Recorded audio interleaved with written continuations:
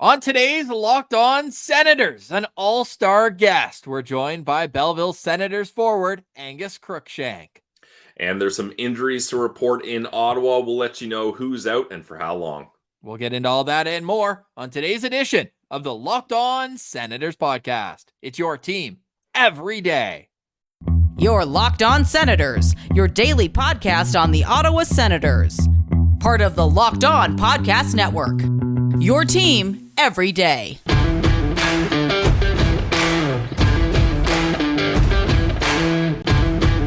I'm Jake Sanderson, and you're listening to Locked On Senators podcast. I'm Tim Stützle, and you're listening to the Locked On Senators podcast.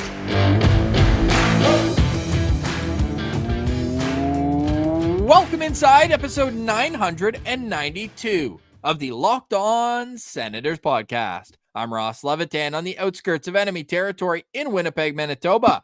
Alongside Brandon Piller up in the Blue Mountains, today's episode is brought to you by Game Time. Download the Game Time ticketing app, create an account, and use code LOCKEDON for $20 off your first ticket purchase. Concerts, comedy, sports, Game Time app, and code Locked On. You can also follow the show on social media. We're at Send Central on Twitter, LockedOn.Senators on Instagram. The show is free and available on all podcast platforms, including on YouTube, where we say hello and let you know that a like, comment, and subscription go a long way to helping the show grow. Today is bonus day alert, Thursday, February 29th. The leap year is here, and Pillsy injury updates are here as well, and I don't like them as much as I like extra days. Yeah, big leap year guy myself, so that's exciting. But these guys are not going to have extra days. Or maybe Ross will look at it as an extra day for them to recover. How about that? We try to spin zone that.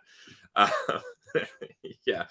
So Jacques Martin had some injury updates for us this morning. And unfortunately, as we all expected, Josh Norris' upper body is going to be out for extended time was the wording he used. So we can kind of see the writing on the wall there. That's going to be quite a while for Josh Norris. And then Travis Hamonic is going to be week to week here, which for me, at least, Ross, that was an initial surprise. I don't really remember seeing a play where he got like really badly hurt, but who knows?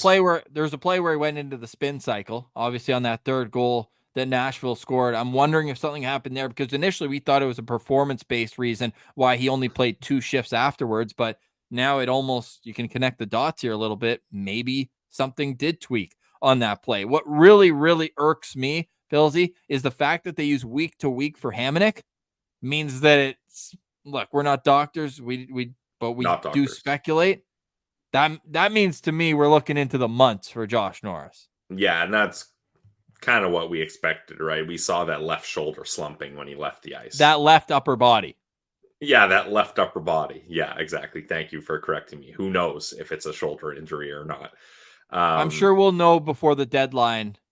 I'm sure the team already has a pretty good idea, but they said that tests will further confirm sooner rather than later. So I don't think this is going to be a situation where we're in the dark for months of like, is Norris going to play? When's he going to skate? I think there'll be a specificer timeline coming out in the next couple of weeks. But again, that's pure speculation on my part. What we do hope is that these guys get well soon. It sucks losing guys to injury. I know there's been a lot of chatter online where it's like, look, Travis Hamonic hasn't necessarily been playing the best hockey, but you don't want anyone to get hurt, especially a guy who it seems like, at this point in his career, obviously it's easier for a young body to recover from injury. So we're hoping the best for both Travis Hamonic out week to week and Josh Norris out for an extended period of time. Pilsy, beyond those two, Tim Stützle missed practice today. Thomas Chabot missed practice today.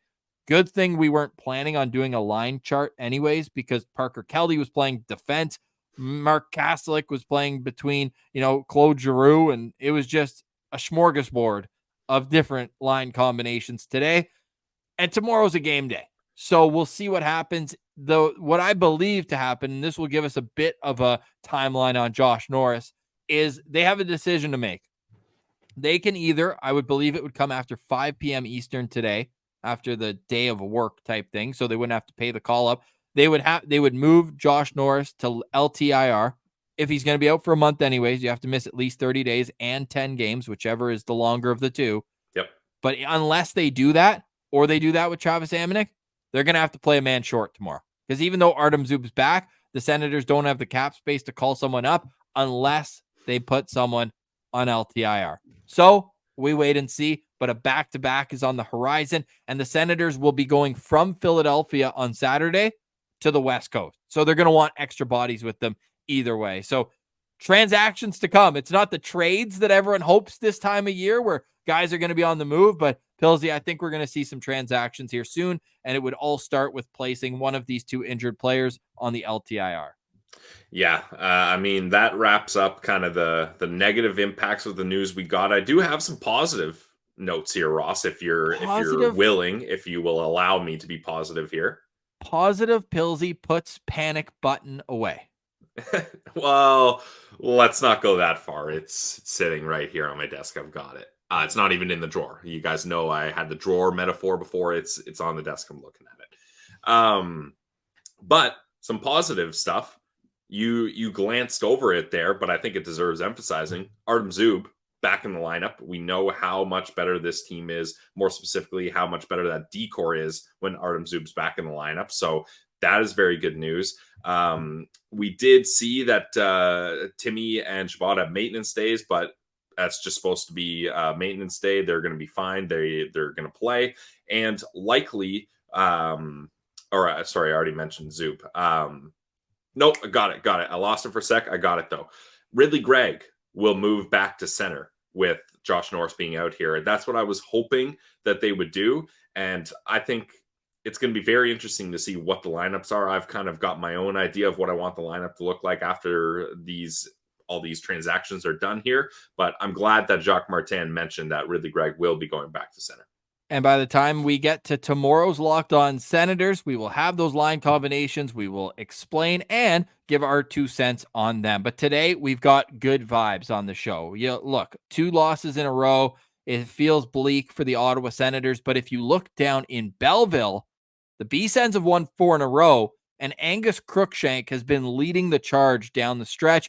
We had to check in with our boy, coming off an AHL All-Star appearance, coming off his NHL debut, a fantastic, timely story about how Angus Crookshank got his plaques today. Great story coming up, and he scored an empty net goal last night. Did he think about winding up for a slap shot? All those will be answered next. And on the other side, the first trade domino has fallen. Chris Tanev has been traded to Dallas, but everybody's asking, how does that affect the Ottawa Senators? Those answers are next, but next after a break, we'll get to Angus Crookshank. This is Locked On Senators, your team every day. Today's episode is brought to you by our friends over at Mary J's. Mary J's is a locally owned cannabis dispensary in the Ottawa area. 3 best friends decided to go for their dreams, and with hard work and dedication, they now have 4 stores in the Ottawa area. If you're looking for them in Ottawa, you can find them in Riverside South, Orleans, Greeley, and Russell. They got the best and newest products in the market, and they're always adding new stuff to the menu to keep it fresh. Whether you're a rookie looking to take your rookie lap and try some new stuff out, or you're a grizzled vet and you already know what you want and you want to be in and out of that store quickly, they got you covered. They also have competitive pricing. In fact, they're going to price match any store in Ottawa. That means no matter what, guaranteed the best price around is at a Mary J's location. And they got good customer service too. They got the friendliest bud tenders around who are always looking to assist. One of the owners, Dashy, diehard Sens fan, absolute beauty. He's usually at one of the 4 locations. So go to one of their 4 locations in Ottawa. Say what up to Dashy. Talk to him about how the Sens are doing and about all the latest, greatest products that Mary J's has to offer. Check it out today, guys. Mary J's Dispensary. Today's episode is also brought to you by Game Time, and it's very timely that Pillsy and I are doing a Game Time app because we're about to use Game Time to get $20 off by using Locked On. We're doing the trip to Winnipeg and to Minnesota, and we're using Game Time for both of those ticket purchases. Why? Because Game Time is the easiest way and fastest way to get last-minute tickets at the lowest prices. You get the view from your seat. We've never been to the Minnesota rink before. We want to know what we're getting into. And with the Game Time app, all that is so easy to see the view from your seats. All in pricing gets you your upfront total, and you can buy tickets in 2 seconds. Tap, tap, you're in. They're obsessed with finding ways for you to save money. Find exclusive flash deals and sponsored deals on tickets for football, basketball, baseball, hockey, concerts, comedy, theater, and more. With Zone Deals too, you pick the section, Game Time picks the seats for big time savings. Game Time guarantee means you'll always get the best price. If you find tickets in the same section and row for less, Game Time will credit you 110% of the difference. Take the guesswork out of buying tickets with Game Time. Download the Game Time app, create an account, and use code LOCKEDON for $20 off your first purchase. Terms apply. Again, create an account, redeem code LOCKEDON, LOCKEDON, for $20 off. Download Game Time today. Last minute tickets, lowest prices, guaranteed. Now here's our interview with Angus Crookshank. All right, we now welcome on one of our most recurring guests. The more things change, the more they stay the same. Since we last spoke to him, he's got an AHL All-Star game under his belt, an NHL debut, and an NHL goal. We think we'll get into that, but it's our good friend Angus Crookshank. Man, things are going well in Belleville right now. How are you doing today? Good, boys. Yeah, the boys are chugging along pretty good right now. Hopefully we can kind of ride it out this last 20 games and maybe get some home playoff games here. Yeah, and I mean, Crooker, you've been a big part of their success here. Ross and I were tallying it up in your last 7 games, 11 goals, 9 assists for 20 points. Not too bad. But I want to ask you about when you came back from the NHL, maybe a bit of a transition period for you, getting back into the swing of the AHL, and then after a couple games, you were lighting back up. What's it like making that transition from you get a handful of games in the NHL and then back down to Belleville? You know what? It was different. I mean, for me, you're on that crazy high of coming off your first call up, all that stuff, and I mean, it's part of the business. Guys are coming back from injuries, so it's you go down. Obviously, it's disappointing. I didn't think it was play related. I thought I did a pretty good job when I had the opportunity, but I mean, yeah, I came back. I struggled for a couple games, just kind of getting back to the swing of things, playing a little bit more, obviously, and kind of getting back into that. But I mean, I've mentioned it before, but the coaching staff here has been incredibly patient with me, and kind of knowing what makes me tick and how to kind of get me like that fire under my butt, so to speak, and kind of help me get the wheels back on the tracks.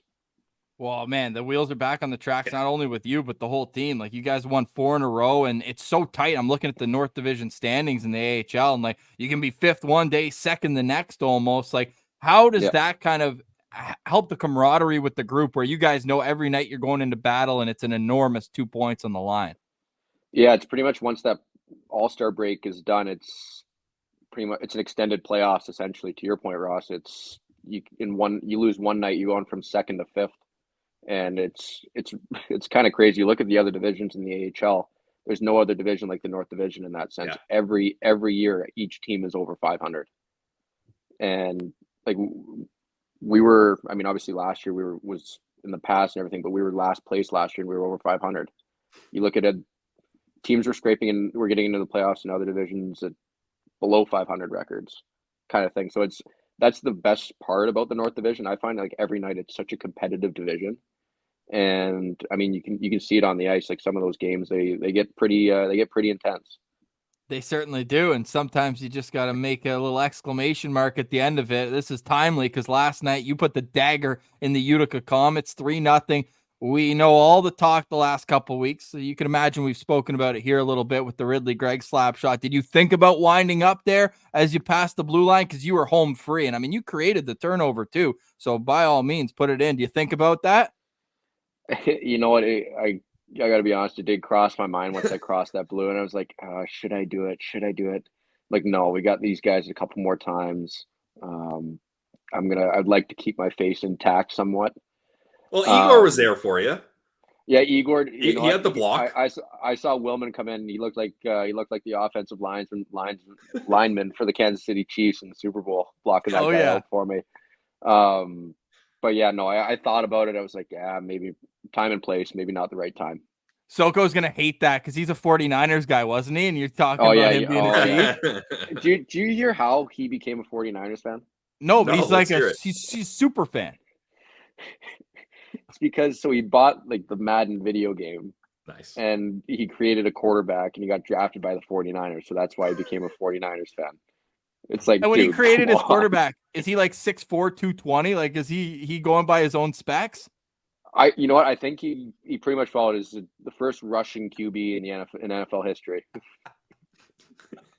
Dude, he had a great block, and if anyone hasn't seen it, we posted it at Sen Central, but it was awesome. Like, and you paused the touch, but what I love is that even though you didn't, you gave the leg kick, and that to me was just as money. Right in the black, like that's a strike in any league, in any baseball league. Like you put that perfect spot. So I appreciated that. And against Utica at home on a Wednesday, I get that. But if you get an opportunity later in the year, if it's against the Marlies or the Laval Rocket, hey, you owe Jack one for that rookie tournament injury. So if you steal the puck from him at the Blue, you might have to give it the old college try. But hey, speaking of college try, you scored your first NHL goal in a college rink in Mullet. Like, we talked to your brother AJ. What a beauty! He was on the show with us right after that. You had the whole family was traveling around for a couple of games there, and they didn't have to wait long. You got the first NHL game, then a couple nights later, you got your first NHL goal. Like, now that you've had a little time to marinate on that part of your life, like, what are the biggest moments that stand out for you over the course of that 72 hours? One of the biggest thing was just how big of a gong show it was, just a complete whirlwind of emotions, travel, all that stuff. My brother was so pumped when you guys reached out also. He was like, oh my God, I guess I'm going to be on a podcast. Yeah, he was great. He was super fired up about it. So I appreciate you guys having him on. But you know what? Having that kind of first lap in Vegas, what an environment that place is. That was all the mirrors nuts. Coming out too as you're coming out. It's crazy, and they got the dancers on the glass behind the net on the visiting side.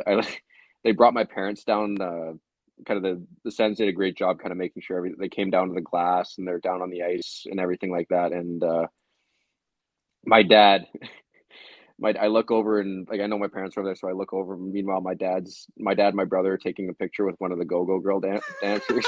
I'm like, guys, what are we doing here? Come on. Priority. Who are they there to see? Jeez. No, I know, but it was funny. My mom was like egging them on to do it too, which was the best part. But you know what? Then the goal was pretty special. Like that was something like when I got the call and I knew I was going to play another game. I was like, okay, like, man, getting a goal would be unbelievable. And I mean, to have it then the next game after Vegas and have them in the crowd. And then once I kind of blacked out and I turned around, once I kind of regained consciousness, they were the only people I saw standing up in the crowd, which was, I don't know. It's still kind of a blur for me. But yeah, that's definitely kind of one of those moments you dream about and something I won't forget. Well, easy to look up, and AJ's got a seltzer about the size of my head. Oh, I know. It was funny too. My AJ was wanting to go to the casino because he just turned 21, so he was wanting to go to the casinos in Vegas.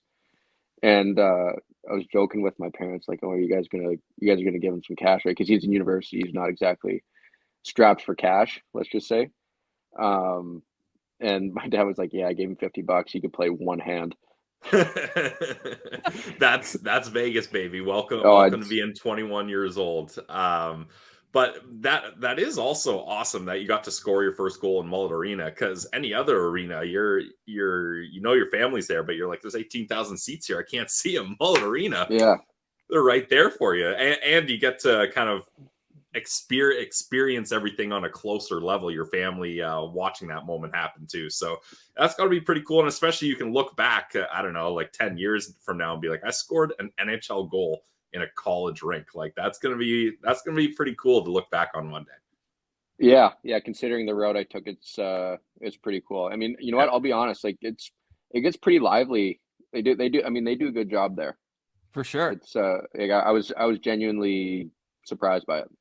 Yeah, I'm going to be there in a couple of weeks. I'm fired up. I wonder if there's any of your pixie dust. Maybe they got you to sign somewhere on the wall. But no, hey, today was a big day for you too. You and Yuri Smakal got some hardware. If people are watching on YouTube, pulling it up right now, courtesy of the Belleville Sens Twitter account there. And not only did you get your first game puck, and I know the Senators do a great job in the locker room. I'd imagine it's the leadership group where everyone, win or lose, you take the photo together, you get everyone there for the memory. So you can see that Angus's left hand there, and then the first goal puck. But sounds like Dave Bell and the video team had a little fun with you for the first goal puck. How was it like there this morning when you got this this beautiful plaque? Yeah, so we went into the video room and we went through practice quickly in Bellsy.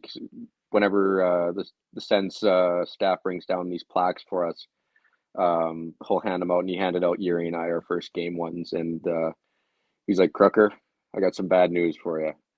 So and then Fred LeMay, our video guy, he pulled up the clip of my goal in Arizona, and he said, "Freddie, go ahead and play it." And as it's playing, he's like, "Yeah, Crooker, I'm sorry, man. It went off Kubi's shin pad. The league changed it." And our entire, like, it wasn't just, nobody knew that he was going to do that. So our entire room just went silent. Everybody was shocked. It was like, you could hear everybody's jaws just drop, like, no way. And I mean, finally he gave the bid up, but like, oh my God, that was I didn't need to start my Thursday morning with that.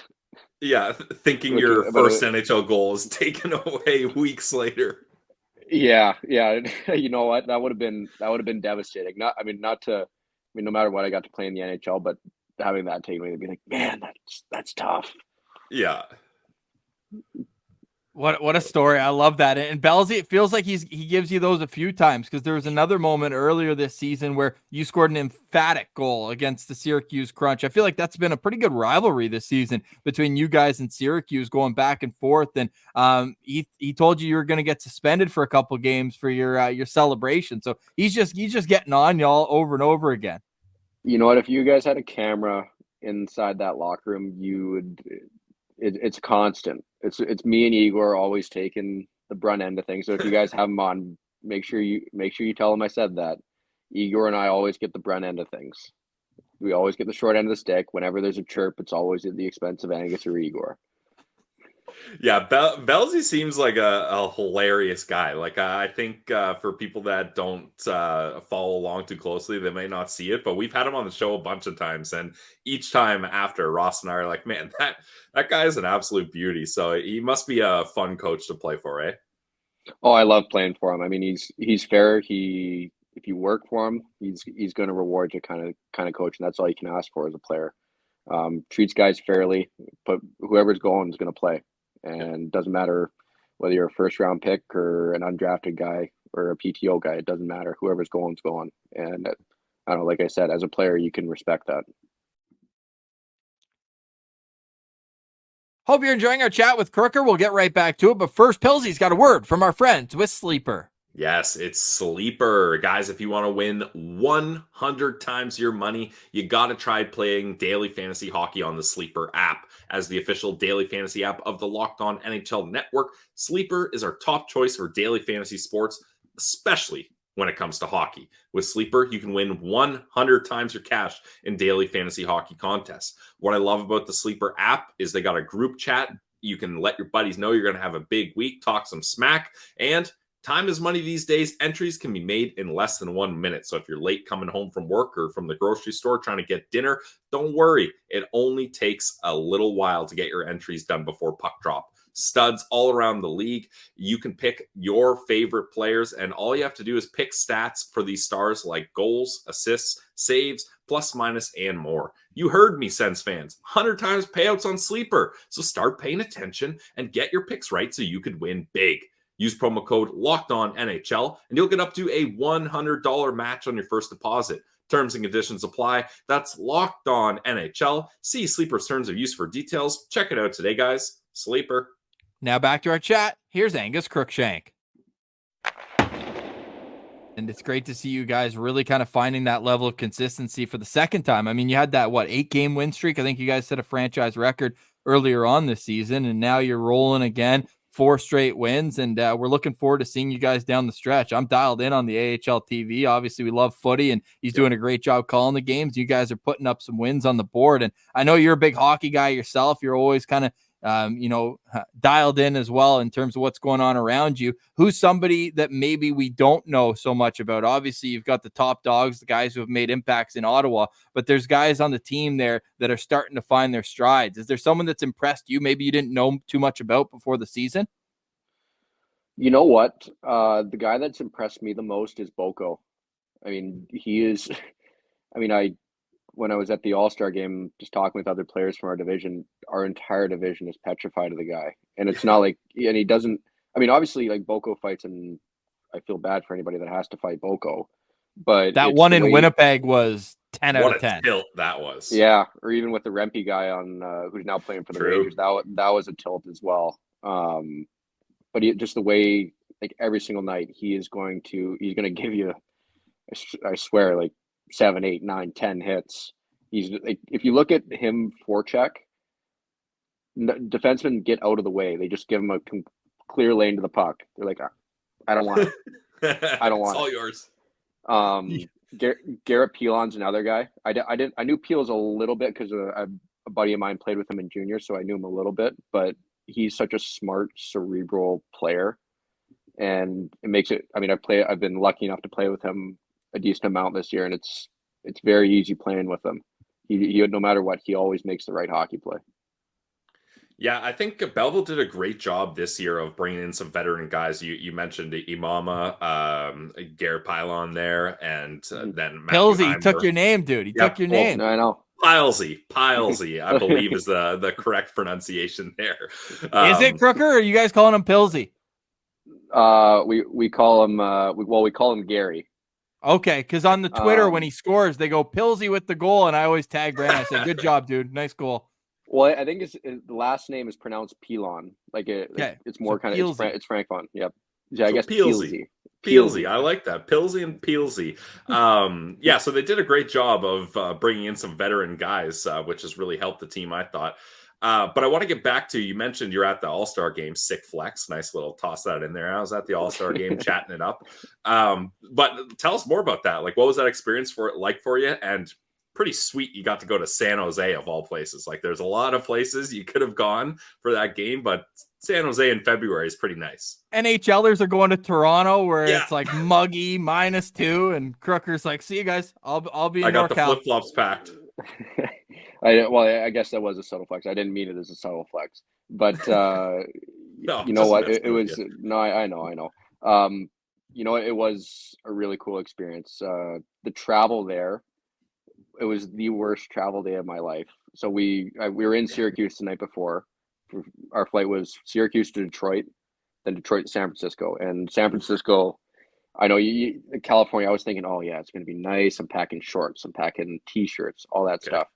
They had they call it an atmospheric river along the coast of California. There's flood warnings across the entire state.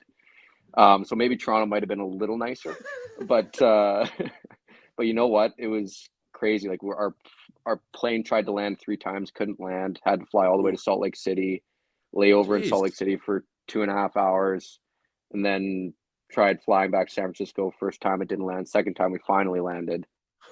By that point, I'd missed most of the skills competition, so I was able to get out for a shootout attempt at the very end of skills. Okay, well, that makes sense, because I was looking at the skills competition list and I was scrolling. I was like, they got to get Crooker in some of these, and then I saw you at the bottom for the shootout. So at least you made it in time for something. Yeah, you know what? There a bunch of guys got in. Some guys didn't even get in. Damn. Like, the travel was just brutal. But you know what? It was kind of, I don't know. To me, it was more important being there for the game. Everyone wants to go to be a part of the game, and then it was really cool. I mean, kind of seeing some of the guys in the Central and the Pacific divisions that you don't see. You kind of get to see their skills and what they can bring and all that. But I mean, the coolest part for me was obviously being there with my girlfriend and my friends, my family, all that stuff. But one of my best buddies, Jay Christensen, he plays for Cleveland. Nice. And has played a handful of games for Columbus, and he was an All-Star as well. So having that moment for both of us and both of our families, knowing both of our roads haven't exactly been the easiest, was a pretty cool moment. And sorry, Ross, I gotta follow up too. Was that the easiest goal you ever scored in a game with that All-Star game? Dustin Wolf bounces it off his own side of the net, and you just pop the empty netter in there. I mean, that's got to be a nice little gift for you. I thought he was going to say Dustin Wolf was his best buddy, the way he put it on a platter for him. Yeah, no kidding. Yeah, no kidding. But yeah, no, might have been the easiest goal I've ever scored. Dude, I was at a restaurant the other day, and missed plays of the month were on, and there's Crooker just DEA putting it in the empty net. There you go. My brother sent me the clip of that too. He was watching it on TV. He was like, "Dude, you're on missed plays of the month." That's where I saw it as well. So yeah, nice. That's funny. Oh man, that's awesome, Crooker. Well, hey, we always appreciate you having you on the show. You're now 5-time recurring guest. Like, we think back, like it was before I think you had even played a full season of pro hockey when we first had you on. And I say the more things change, look, you get all these great opportunities, deservedly so. Still the same laid back dude. What's been kind of the most eye-opening part of this experience? Because now, I mean, you're 140 plus pro games into your career. Like, is it starting to feel like, you have this flow going and you're able to kind of find more consistency than you were when you were younger? For sure. I think, I've done some work with sports psychologists in the past, just kind of managing. For me, and I'm an emotional guy on the ice. I think I'm very fiery, and I think that's one of the reasons that makes me who I am as a player. But being able to kind of manage that and control it from a game to game basis. The beauty of pro is you're going to have a game within the next day or two. So if you have a crap game on Wednesday, you're playing Friday, so you're fine. You have another game to redeem yourself, which I love. I'd rather play games all day long. But you know what? I've mentioned it before. My teammates here, then Pilsy, you've mentioned the veteran guys that they've brought in have been fantastic. We have such a tight group in the room. So whenever guys kind of not necessarily lose it, but get off the rails for a moment, we have guys that kind of they rein you back in pretty good, which is fantastic. And as a teammate, that's what I'd want from my teammates. And everybody kind of holds each other to the right standard and the right expectations. And like you said, Ross, hopefully we can kind of keep this rolling here and keep it going into the playoffs. Keep it rolling and keep it rolling. Speaking of that, what's the backstory behind the workhorse? Is it as simple as somebody found it at a dollar store and it's hilarious, or what? Is there a backstory to it? You know what? I don't really even think there's a backstory. I think that's exactly it. We found it at a dollar store and thought we'd go with that. Because not to brag, we've got Ottawa Fire sent us a couple helmets, so we're all dialed in. Whenever the Sens get the win, we put on our Pilsy and Levitan Ottawa That's Fire unreal. helmet. Isn't that sick? Fantastic. And they're the real deal. Like, they're heavy. Like, if there's a fire, I'm ready. They look legit. Can't you see our traps, dude? After the win, right? We're sitting up. Hey, you think podcasting's easy? Hey, we got to wear those helmets for 20 minutes. You guys are doing like the F1 neck training to keep that on your head. That's basically what it's like. A final question for me here, Crooker, and this has been a blast catching up with you. Our pal, Laleem's Martian, designed the Belly jerseys for Family Day, Belly's birthday first. Everyone knows it was Belly's birthday, and it just also happened to be Family Day. Happy birthday, Belly. Big shout out for him. And you guys got to don those new jerseys. Now, I was at the game, so was Martian. Obviously, the result of the game, not what you want there, but you guys have rung off 4 straight wins since, so we'll put that in the past. But what was the general consensus of the players of those jerseys? Did you guys like those? You feel crispy out there, or what? Oh, we thought they were sweet. Kind of walking out for warm-ups in those jerseys, you got a little extra swagger. You kind of high stepping a little bit more going around the dot for warm-up, which was pretty sweet. And you know what? I thought they were awesome. It's like the jersey behind your left shoulder there, Pilsy. Like, It's a retro. It's a blast from the past from the Sens organization. I don't know. I thought they were fantastic. They were really well done.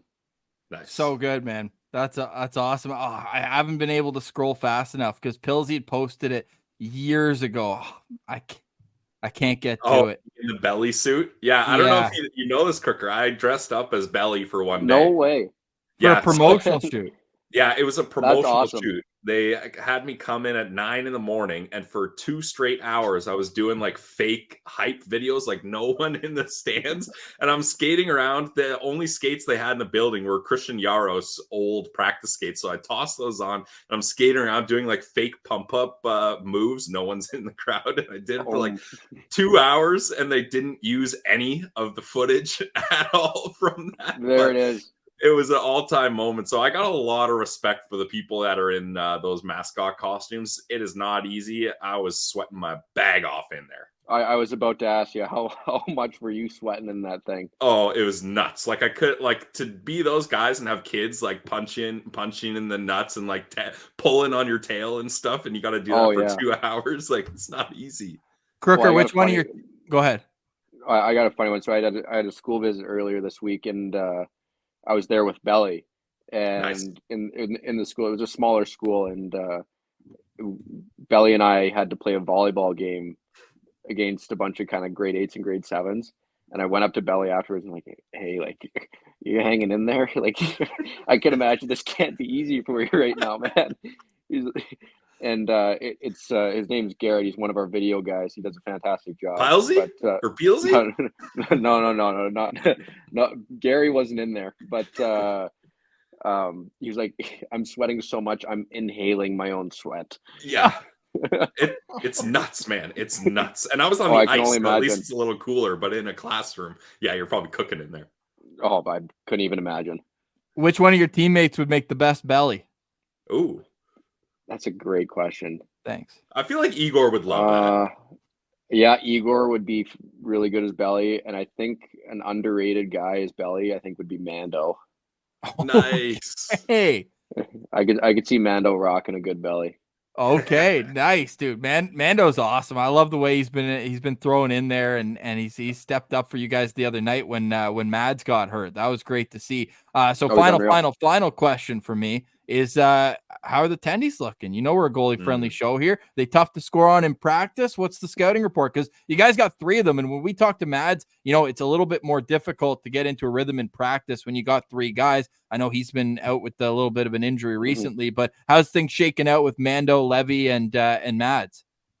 It's been fantastic. I mean, and to your point in practice, it's not easy to score on those 3 guys, right? So it's for them. I mean, you're working to get starts. I mean, obviously, they probably would prefer it as a two-man system, but I mean, all 3, in my opinion, all 3 of them deserve to play in this league. I mean, they're all fantastic goalies, and they all have potential to play in the National Hockey League, in my opinion. So I think it's great for them, and also, it's great for them, and that competition makes our team better because you're going to get the best version of that goalie every night. And as we know in this league, if you get a hot goalie or a good tandem of goalies, you're going to win a lot of hockey games.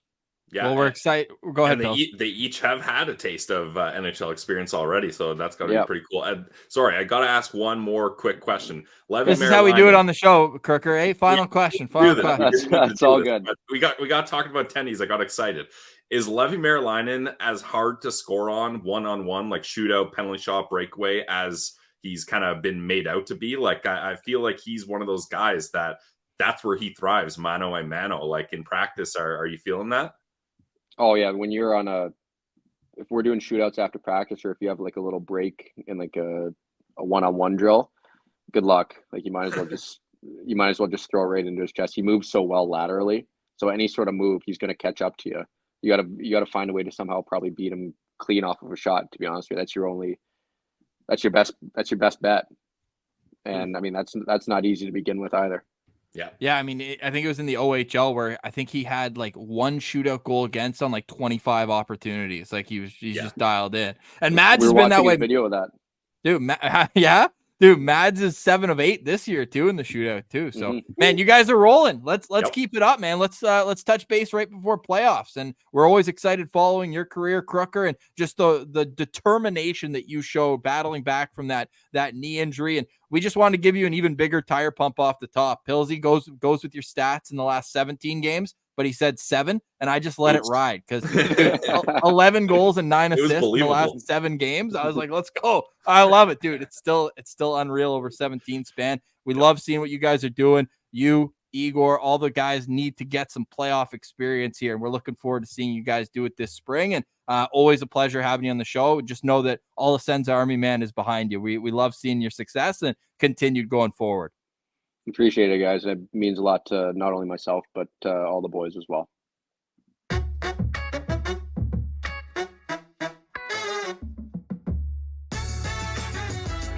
All right, Pillsy. Stick taps to Crooker for joining us. Always a fun conversation with him. Love following his career, and the best is yet to come. Pillsy, the best is yet to come for trade deadline season, but we did have a splash last night. Chris Tanev traded from the Calgary Flames to the Dallas Stars in exchange for a second-round draft pick in the upcoming entry draft. We've got a conditional third-round pick and Artem Zub, a second-round pick, 48th overall from 2021, so 2 drafts ago. Your thoughts on the deal? And more importantly, how does this affect the Ottawa Senators, who were rumored to be extremely interested in the 34-year-old pending UFA right shot defenseman?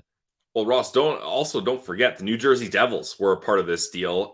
They received a 4th-round pick in return for retaining, I believe it was like $1,115,000, which is interesting because, Ross, that 4th-round pick is a 2026 4th-round pick. So interesting for them, the Devils of all teams who you think would want to be adding to their roster to try to make a push here, for them to accept a 4th rounder 2 years later to take some money. But I guess that's what they're working on. But this deal is interesting for the Ottawa Senators, Ross, because Chris Tanev, reportedly, our good pal at Sens Chirp, everybody knows Sens Chirp, said that he declined to come to Ottawa. He wouldn't waive his no move clause. So it wasn't gonna work regardless of what the Sens were willing to put up. So that kind of cooled the flames on all the talk around Ottawa and nice. Chris Tanev. I didn't even do that on purpose. No pun intended. You're a star for that one. There you go.